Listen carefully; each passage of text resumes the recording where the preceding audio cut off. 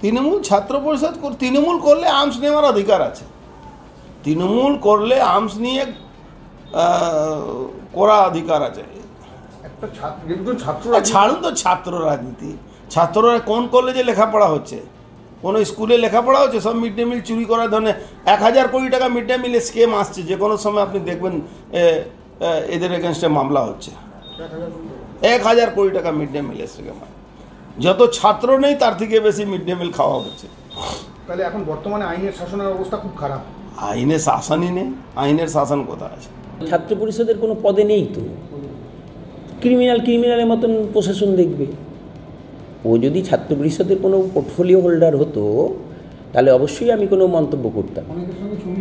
সে ছবি থাকা মানে কি, যারা রাজনীতি করে তাদের সঙ্গে ছবি থাকতেই পারে।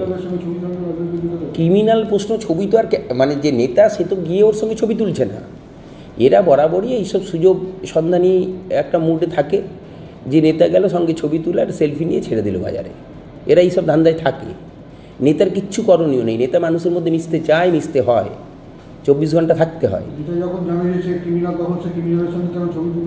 ক্রিমিনাল যে বলছে আপনি, যখন আপনি আজকে দেখলেন তার হাতে কোনো পিস্তল আছে, কালকে তো ছিল না, কালকে পর্যন্ত এই ছবি ছিল না তো।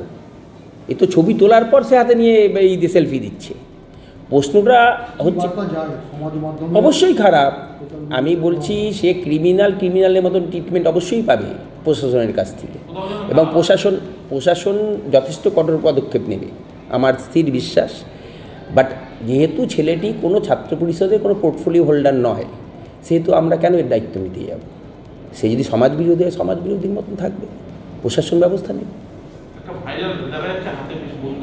ভাইরাল হচ্ছে মানুষ, সমাজটা এরকম জায়গায় চলে গেছে। সমাজে আপনি বই খাতা নিয়ে ছবি তুলুন, মানুষ দেখে না। কোথায় পিস্তল নিয়ে ছবি তুলছে মানুষ দেখছে, লাইক করছে। সমাজের অবক্ষয়, কোনো দায় আর না, সমাজের অবক্ষয়। এর দায়িত্ব আপনারও আছে, আমারও আছে। সমাজের অবক্ষয়। তৃণমূল কালচার জিজ্ঞাসা করে দেখুন, মাথায় ফেট্টি বেঁধে ওপেন রিভলভার নিয়ে মিছিল করে। বিজেপি একটা দলটাই উগ্রপন্থীদের দল। এগুলো বেসিক্যালি সামাজিক অবক্ষয়। যে পিস্তলটা নিয়ে ছবি আপনারা দেখাচ্ছেন সেটাও আসল পিস্তল কিনা গিয়ে খোঁজ নিন।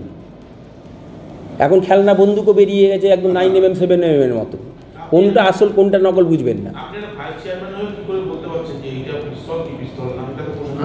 হ্যাঁ, তাই তো বলছি, আমি সেটাই তো বলছি।